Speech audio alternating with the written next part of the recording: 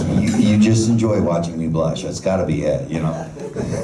Well, now with this project, in this, and we were talking a little bit earlier about this, it is the chemistry you two have on film, and the chemistry between the characters. Am I right, folks?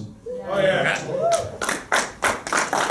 Now, when you guys started filming, and you know things were going and everything, how did you guys connect? Because that's so interesting to me, as far as you know, seeing characters like that click and just roll.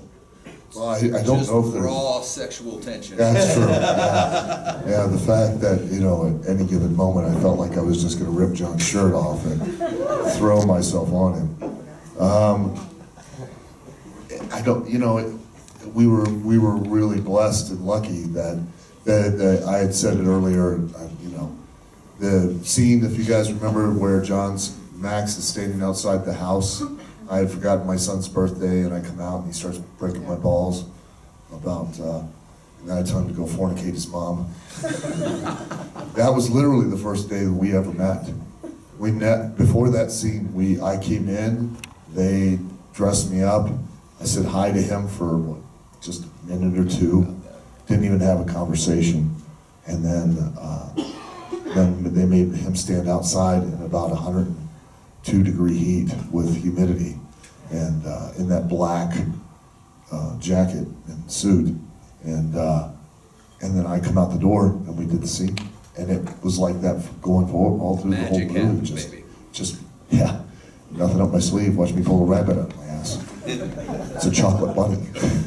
We like to call it. It's a brown hair. We like to call him Fudgy. So you guys, as we mentioned, had great chemistry. So you guys have actually done a couple of projects since then. Is that correct? Or you're working on a couple of things right now? Well, besides the blind porn, yes. Yeah, we've done several things together. Most notably, probably Penny Dreadful Picture Show, which was a horror anthology. We did Piranha Sharks, which was a comedy. Oh, what else? Loss Prevention, which we just wrapped on recently, which is I believe he's like the hero and I'm the bad guy in that one. So we had that one's coming out later this year. So Yeah. that'll be fun. And then coming up, we always, you know, we have fun together, so we try to work together whenever we can. But I'm producing a short film right now. It's kind of like a passion project sort of thing. And, roped him in for that, so we'll be doing that. We'll shoot that probably next month. Yeah. We haven't gotten to do another buddy picture yet, but you know we're hoping that we get to do another one because we just have such a good time playing off each other. All right, excellent, man. Now, you know, you look pretty fit, John. You know, for the most part. You look pretty good too. Have you got any? I mean, wow, I'm sorry. I'm looking at the tire, going, yeah, okay. Have you got any wrestling experience? No, none. I'm all show, no go, man. I'm not an athlete, man. I totally respect what these guys do, but I don't have it, man. So good on We you can guys. train you. That sounds like an open invite to me. I don't know. Well, I mean, obviously you're a fan of it. You know, I know we talked earlier, and you're a huge fan of it. What is probably your biggest wrestling experience that really kind of sticks out for you and really made you love what these guys do? I'll tell you, it's kind of it's sort of a sappy story, but the thing that got I didn't watch wrestling growing up. You know, forgive me. I was never really exposed to it, and I was unfamiliar with it. But my best friend that I hung out with after high school was a huge fan, and he got me watching Tough Enough with this asshole. And so I actually, Tough Enough was what introduced me to wrestling and made me a fan. And very shortly after that, we went to Raw in Nashville and saw this guy. And that was a cool thing. And next thing I know, I can't fucking get rid of him. So kind of a similar question for Al. How did you get involved into movies, starting out with wrestling? How did you make that transition? Well, I'm getting older. I know that's a shock. And I can't wrestle forever. And, you know, I made the decision that I wanted to do something that I was as passionate about as I was about wrestling. And it seemed like a natural extension to do the acting, even though it's a completely different world, completely different set of rules and expectations. You have to have complete different experiences to develop the skills. And yeah, I started, you know, going around and doing independent films, and they had auditions for this film, and in Louisville, where I lived, and I thought, you know, I'm just gonna go give it a shot.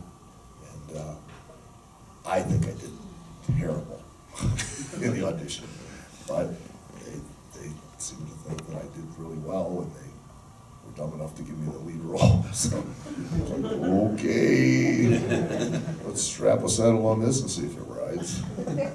And I've done, you know, been lucky enough to do numerous other projects. And, it's a lot of fun. I mean, it's entirely different than wrestling, which will always be my first love. But I really enjoy acting, especially in fun movies like this. I mean, this movie's, it's not going to change the world. It's not going to make a statement. It's not going to alter anyone's life. It's just going to be fun. And that's what movies are really supposed to be. They're supposed to be just fun diversions and entertainment. And, you know, this thing makes absolutely, in a genre sense, no sense whatsoever. It's just a fun, goofy movie. I'll ask one more question before I throw it to the audience here. Do you guys have any favorite moments from making this movie? Was there anything that stands out when you guys were on set? Honestly, I'd say the whole time I was there. The only disappointing thing about this was when it came to an end. It was so much fun because we as everybody, as the crew, had such a good time. And this is really a real, what you would call, passion project, but it's an example of if you want something bad enough, you can do it. And I don't know if you guys realize it, but this movie was produced for $2,500. Wow. And the most of that was spent on the budget for feeding us, which was pizza and Subway sandwiches, which, why they always bought sandwiches with vegetables on them, I have no idea.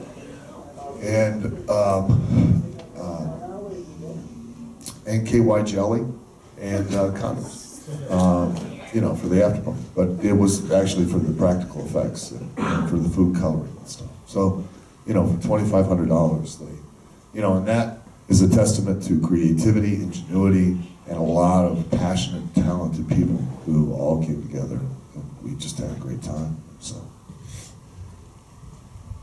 Yeah, I mean, I pretty much back that up. This is obviously it's a very unique kind of movie in what it is, but also in how it was made. I mean, it's you know, right now I'm doing a lot of like serious, like heavy drama and period pieces and all this, and that's a completely different kind of acting. periods are heavy. Very heavy. There goes my train of thought. What were we talking about? But yeah, it was every day coming to set was just coming and hanging out with friends and saying fuck a lot and shooting people in the face. And it was just, the whole thing was a blast, and it was the rap on it was a sad thing. Oh, cool. All right, I'm sure you folks have some questions, so let's kick it out to here.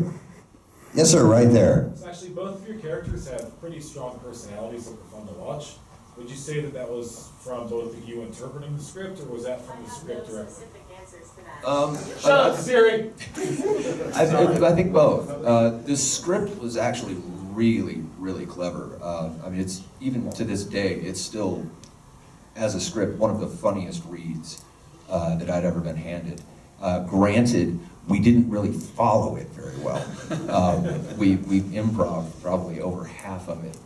But the characters were pretty well defined to begin with. You know, he was always kind of like the straight man, and I was the jack off. And we just kind of ran with that, and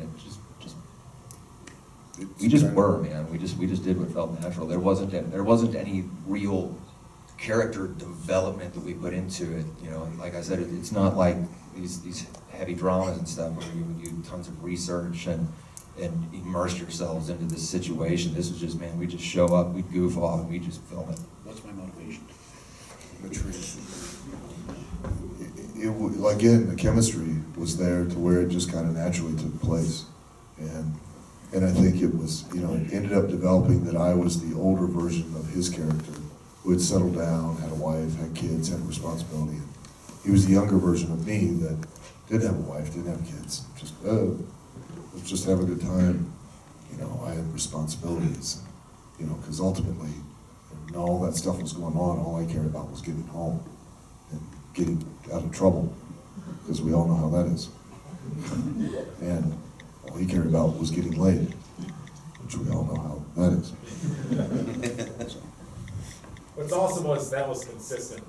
You guys never watched it, so that was great. Thank you. Thank you.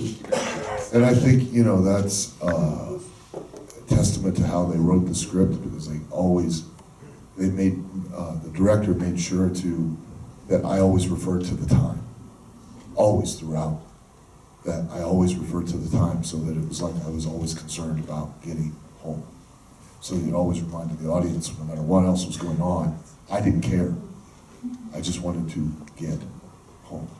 The world could end, as long as my wife didn't chew my ass out.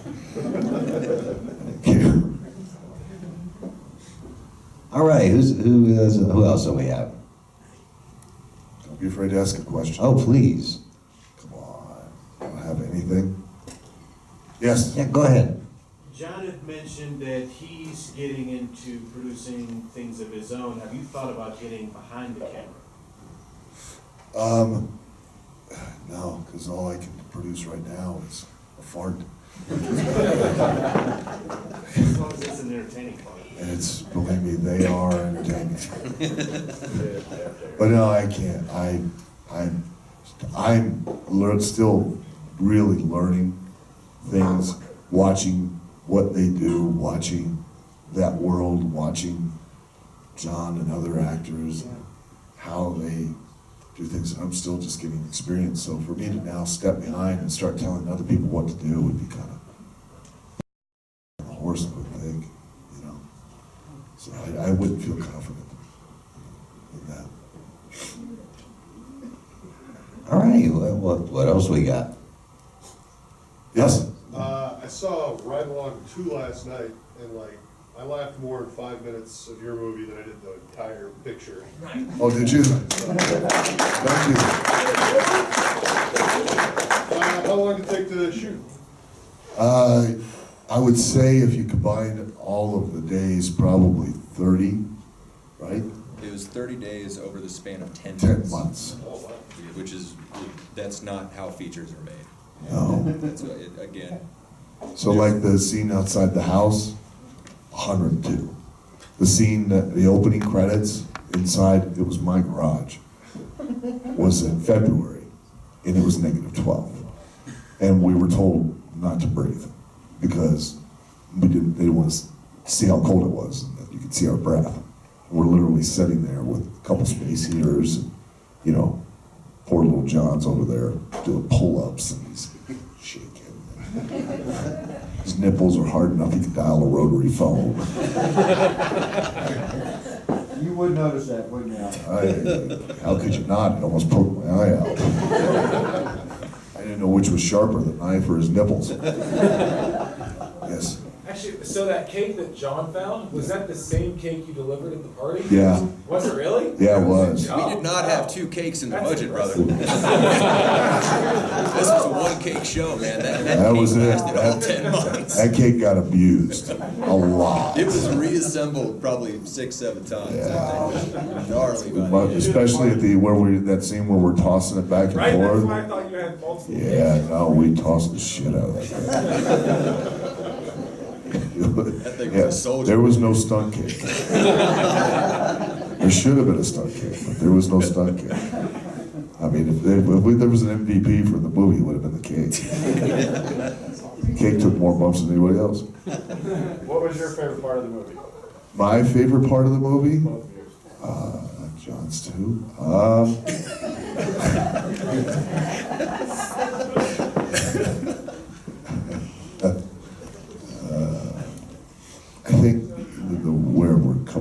front door.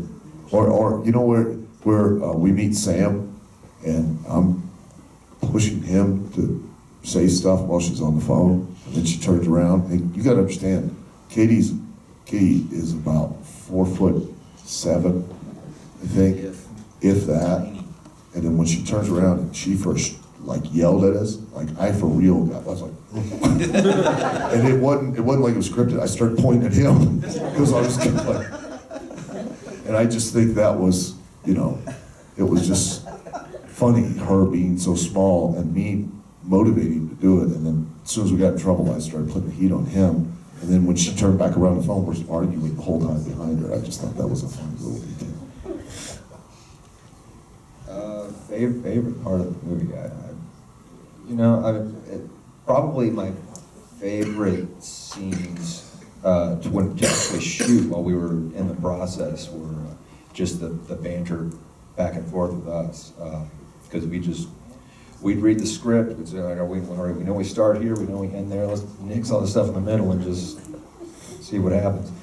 And that was always, so that stuff was always fun, just giving him a hard time and making fun for getting his kids.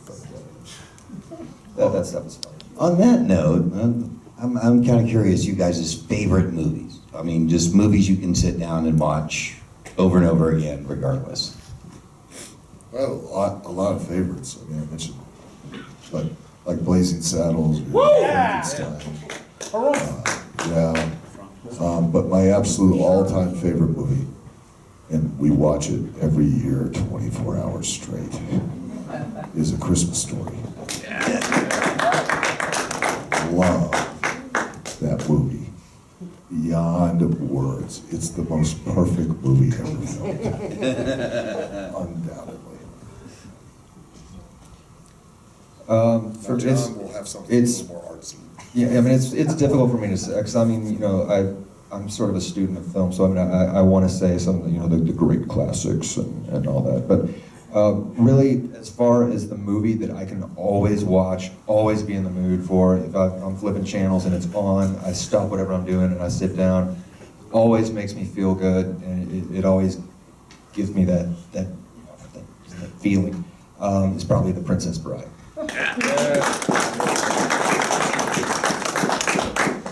Anybody else have any questions?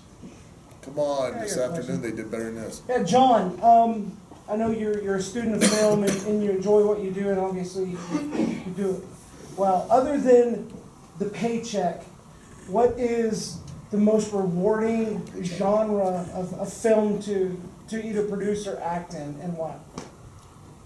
For me, it's really about just exploration.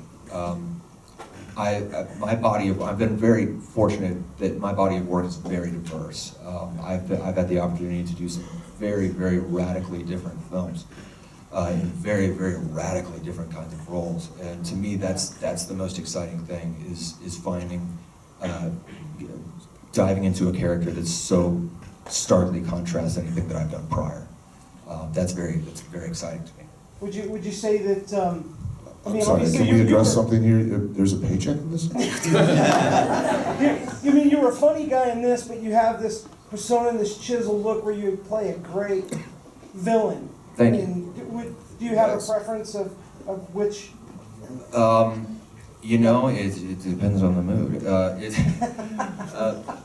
Like I said, we just wrapped up Loss Prevention. I play just a total sociopath, and it's a bad guys are always fun.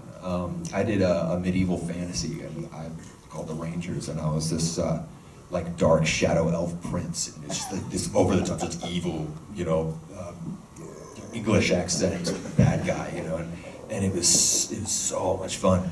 But of course, at the same time, it's also again, it's just if it's really different from something I hate playing similar characters back to back. To me, that's a bore. Anytime I can dive into something that's contrasts what I've been doing, it's just really exciting to me. So, is there still hope for overtime too? Yeah.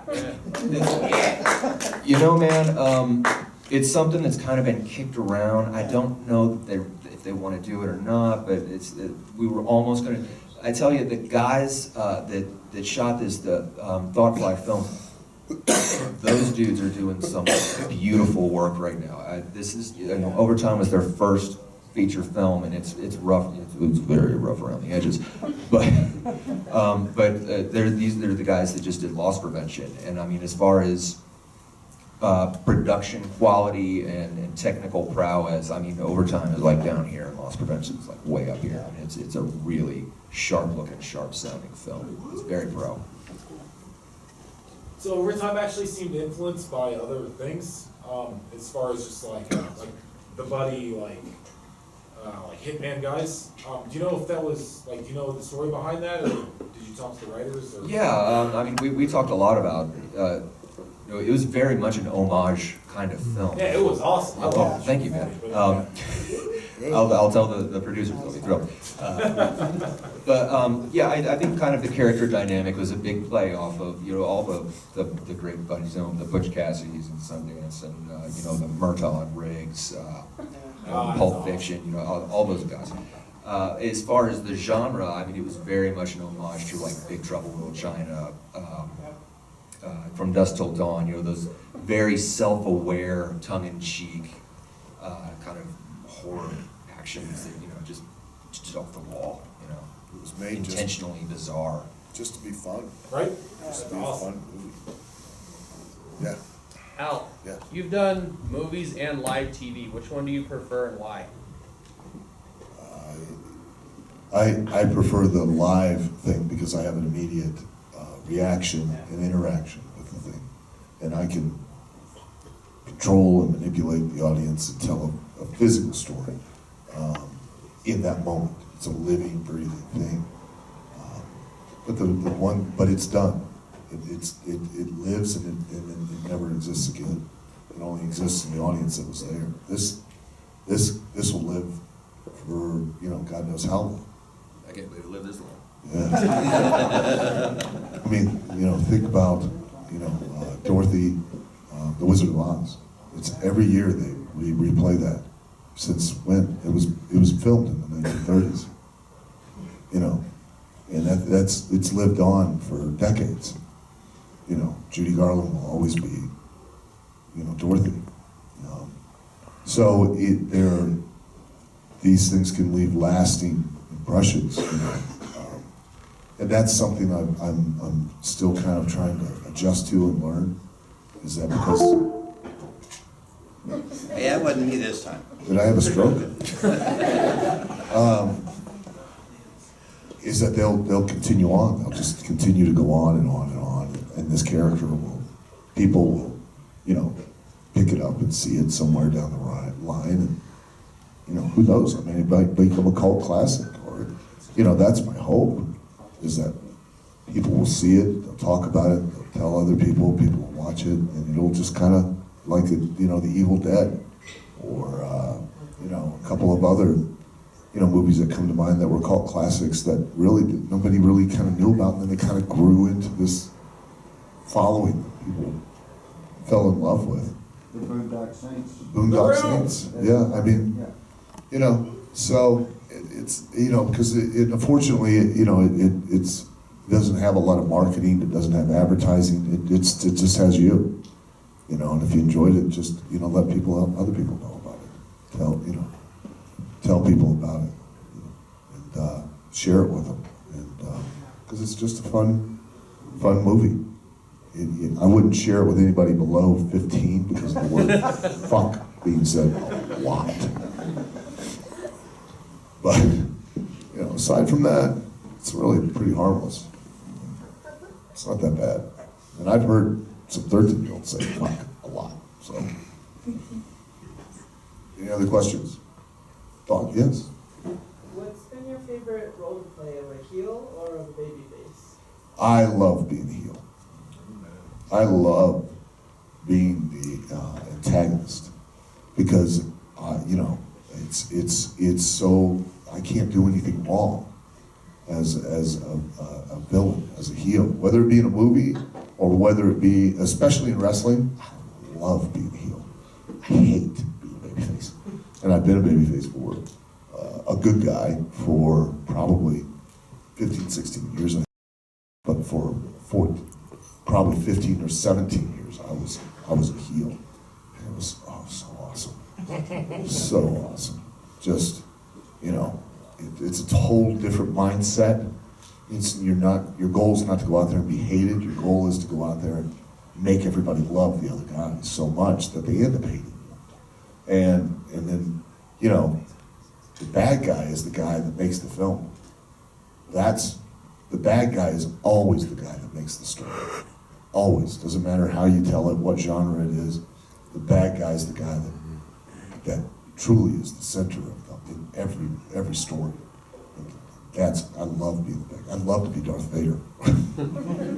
Yes. With that being said, is there any villain characters for Al Snow in the future? There you go. A possible, I might be a Hispanic or Spanish drug dealer. You know? A couple of movies, I've already been a murderer and a drug dealer and a couple other ones. Apparently that's a favorite for me, is that, you know, as John is a diversified thing, I'm usually either a murderer or drug dealer. Never done a drug in my life, and have yet to kill anybody that we can prove. So, but I hope so. I hope that there's, you know, a bad guy role coming up. There are a lot of possibilities. A lot of people call up, you know, or contact me and, oh, we'd like you to do this. I'm like, okay, and nothing happens. So. What about for you, John? Do you have a preference of playing a good guy, a bad guy, a lover, a fighter, anything like that? It depends on the role and how it's written, really. I mean, the bad guys usually get all the really good dialogue and all the really fun material. But I mean, if it's a really well-written hero, Max was a blast, you know, as far as all the characters went. Yeah. Max had all the cool lines. Max had all the cool got lines. laid So. by 2 girls. You know, Rafe got sprayed down with a hose in his underwear. Shot in the face with alien spoon. It just depends on the role. Bitched out by I Gentlemen, I cannot thank you enough, as well as fans here, for inviting us. Thank you guys. All right.